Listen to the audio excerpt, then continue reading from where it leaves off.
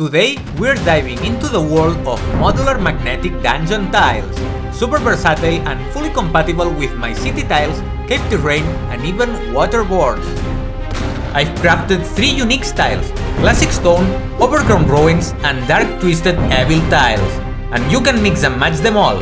This system is designed for maximum flexibility and endless layout options. Let me show you exactly how to build your own with this step-by-step video.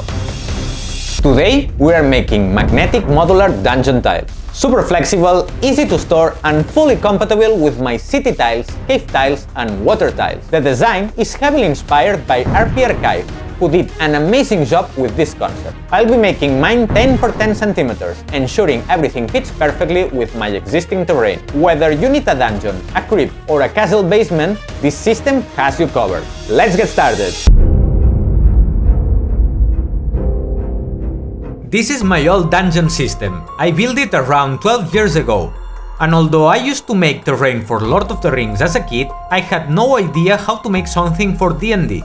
So I chose wood because I thought it would be durable.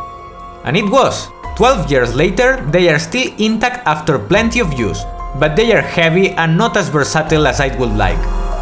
I also have lots of doors that can be placed in the rooms or hallways to connect the dungeon. This way you can create layouts quickly and easily.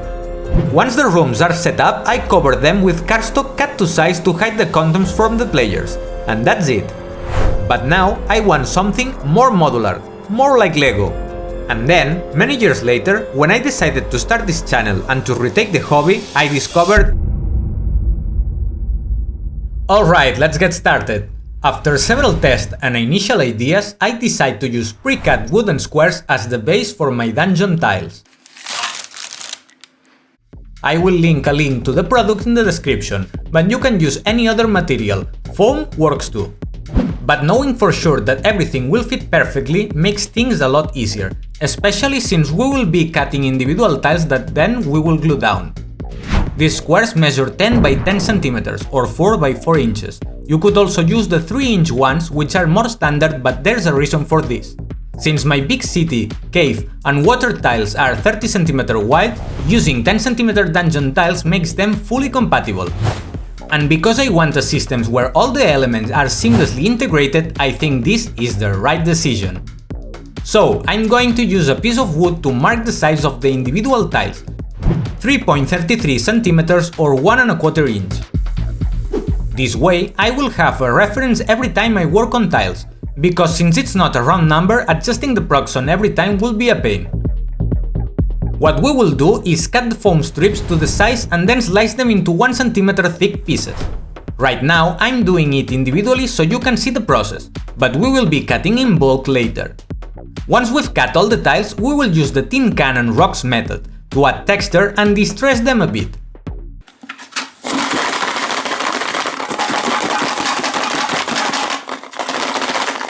As you can see, they already look much more realistic, and the edges are no longer sharp.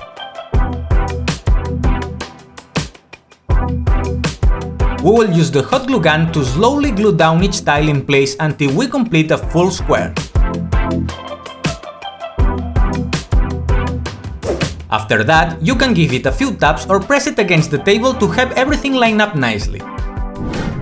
If anything sticks out too much, you can trim it down with the proxon or a utility knife. And now that you've seen how to make one piece, let's continue with the rest of the basic set. Because yes, today we will also look at a few variations of this base piece, and some ways to make the whole process faster and easier. But let's not get ahead of ourselves. Whoa, I just ran out of tiles. Just a heads up, you're going to be cutting a lot of them. So to speed things up, you can do batches of 4 or even 6 stripes at a time. For the later ones I made, I counted exactly how many tiles I needed to complete the tile set. That way I was able to cut and texture everything in advance, so I wouldn't get stuck halfway through the process and could keep things moving faster. I've already placed some magnets to test the things out and see how the system works. As I mentioned before, this is very similar to what Matt from RP Archive does. Alright, to add the magnets, we are first going to mark their positions. In my case, that's 1.5 cm from the edge. Later on, I will show you a little jig that makes this way easier. Then, using a hot glue gun, or even easier, a wood burning tool, we're going to carefully make holes for the magnets. Mine are 5mm, so I'm trying to make holes that size, not too deep. The first tile is super important. All the holes on the right side will have one polarity, let's call it north, and all the ones on the left side will have the opposite polarity, south. From that first tile on, the rest need to follow this same polarity setup. So always keep a reference piece nearby to make sure you're inserting the magnets the right way around. A small drop of hot glue is enough. Press the magnet in a bit, then pull straight up to separate it from the rest of the stack.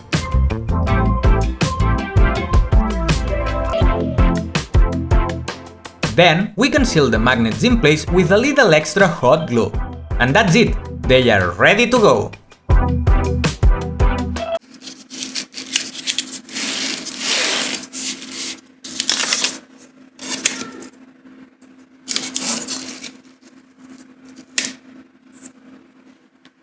Alright, measuring and marking where the magnets go is extremely tedious, so we're going to create a small jig to improve our quality of life. I didn't come up with this myself, I've seen people do it with 3D printing, but since I don't have a printer, I'm going to use a sheet of chipboard and a bit of foam. As you can see, it's basically a U-shape, cut to the exact size of a dungeon tile. Then we will measure and mark where the magnets should go and place a couple of nails in those spots. At first I inserted them from the inside, where we did the markings, and then pulled them through and positioned them correctly. For extra sturdiness we can secure them in place with a bit of hot glue. Now, marking your tiles is going to be super fast with this little tool.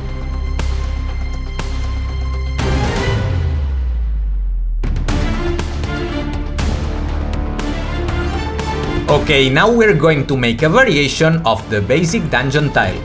The first part of the process is exactly the same. We cut the foam, texture the tiles and glue them down using hot glue.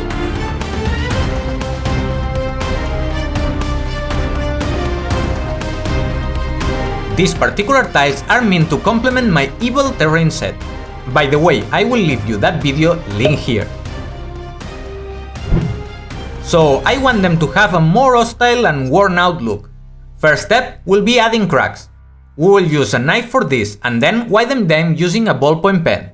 I want them to look like they are in really bad shape, so I will add a lot of cracks to each tile. I will also use the pen to carve out some holes, and go in with a foil ball to add even more texture to the piece. Try to vary the density of cracks and holes and place them in different areas and patterns on each tile.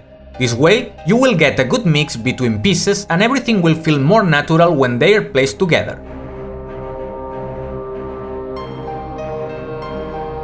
Great! I've already added the magnets, and I won't show that part again since you already know how it's done. Now let's move on to priming. You might ask, why now? I haven't finished yet. Well, here's the thing, I want to add a few extra elements like skulls or chains. But since priming these pieces requires a lot of paint to get into all the crevices and gaps, I don't want to lose detail on the smaller pieces. So let's prime everything properly first, and then we will go ahead and glue some extras. First I have these skulls. I think they are from Games Workshop. I've had them for years. I also have a bunch of chains lying around from all jewelry pieces. To glue on the skulls, press them into place first to make a small indentation. Then, add a drop of PVA glue and put the skull back in place. I know it's a bit hard to see on camera, but you get the idea. We will do the same with chains.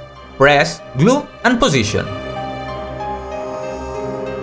Repeat this across all the tiles. It is important to press everything in first so nothing sticks out too much, making the tiles easier to store and stack later on. It's a good idea to add 1 to 3 elements per tile. They don't all need to be the same type. It's more about giving each tile some personality without overloading it. To add some variation, I also cut some toothpick tips to look like stakes, adding a bit of texture with a knife. Then I glue them using the same method as with the skulls and chains. Finally, once everything is completely dry, we will prime the new elements using a small brush, making sure to cover well but keeping the layer thin so we don't lose any detail. And now it's time to the final type we're making today. These tiles are going to be an overgrown variation of the basic model. I've been practicing some rune sketches in a notebook and now I'm going to draw them onto the center tile of each piece. As I'm filming this part of the video, I still haven't decided whether I will add them to every tile or just a few. We will see by the end of the video. Now, using a wood burning tool on the lowest temperature, we are going to carve the rune shapes. If you don't have this tool, I show you how to make a DIY version in this video, which by the way is about a demonic altar that you will see in the showcase later, as it matches the Evil Dungeon tiles we just made.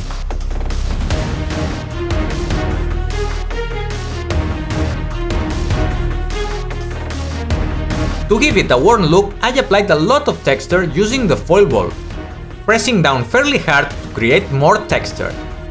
Just like we did with the other tiles, we're going to add cracks, but this time not too many, just here and there. Finally, since I had the wood burning tool already on, I decided to test it out for making the magnet holes, and I've got to say it's much faster and easier than using the hot glue gun. So if you have one, I definitely recommend using it. If you're enjoying this build, hit that like button and subscribe. It really helps the channel grow. And a huge thank you to all my patrons. Your support makes projects like this possible. If you want extra content and exclusive templates, consider joining the Patreon. I'm also working on a monthly zine for all who join, but I still need some time to cook that one. Let's continue. Okay, let's start by priming the basic set with our usual mix of black acrylic paint and PVA glue. I've done a couple of coats to make sure the paint fully covers all the joints.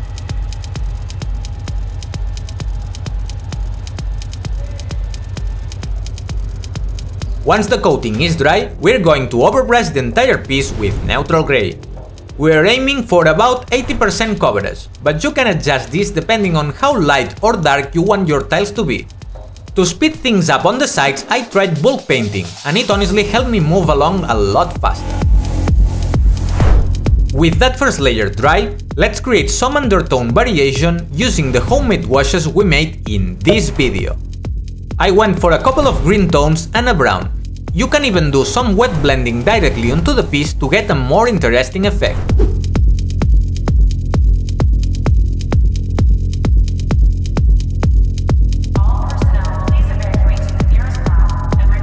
Once dry, the saturation has faded a lot, and the lighter greens turn out quite whitish. But don't worry, we will fix that in a second.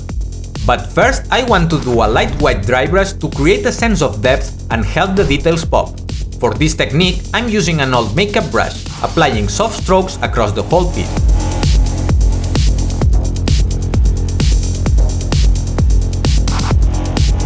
You see here what I meant earlier, right? So now let's apply a black wash over the entire piece. This will darken the stone, cover up areas where the greening pulled too much, and tie everything together nicely. If you notice you went overboard in some areas, you can remove the excess wash with a paper towel. We will let this dry and move on to painting the next set. I will show you how everything turned out at the end of the video. Let's move on to the evil tiles. If you remember, we already primed them earlier, so we will start with a coat of neutral grey, just like we did with the basic tiles, overbrushing them nicely. This layer is already going to really make the cracks and small embedded objects stand out. Let it dry for a bit and we will move on to the next step. Using a small brush, we will paint the skulls with bone white, making sure the paint doesn't get into the eye sockets or nose holes. Next up are the chains. For this, I'm using a mix of gunmetal and orange, to get a more weathered look than plain silver. Finally, we will paint the stakes brown. Now, let's apply a dark red wash here and there to simulate dried blood. This will act as an undertone, mimicking older, more dried up blood. Later on, we will repeat the process with a more vivid red, but we are not there yet. Once everything is dry, apply a pure white dry brush to bring out the depth and highlight the texture. As you can see, the process is very similar to the basic tiles, just with a few variations.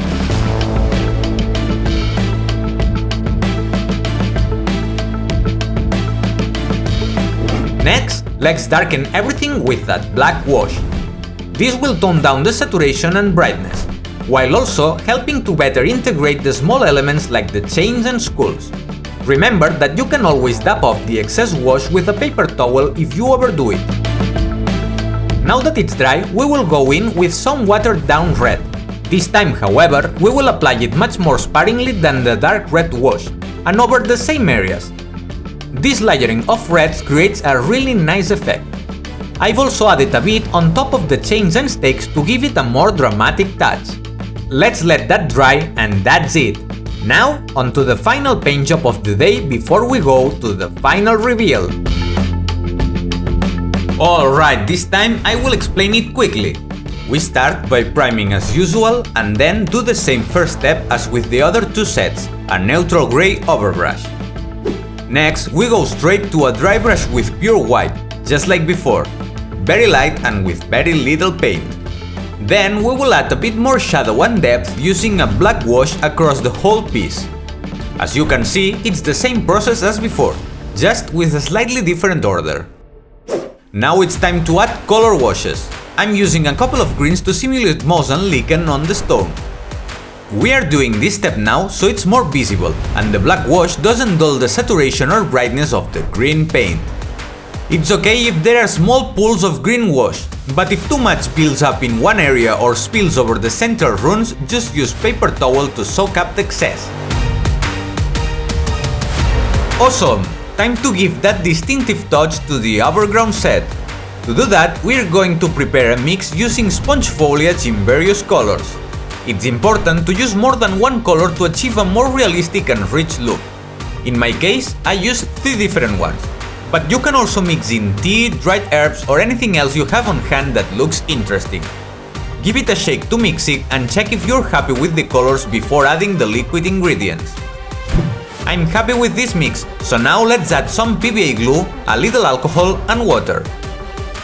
Use a stick or a coffee stirrer to mix everything together and add more glue if needed. You're looking for a fairly uniform texture that's dry enough to form clumps.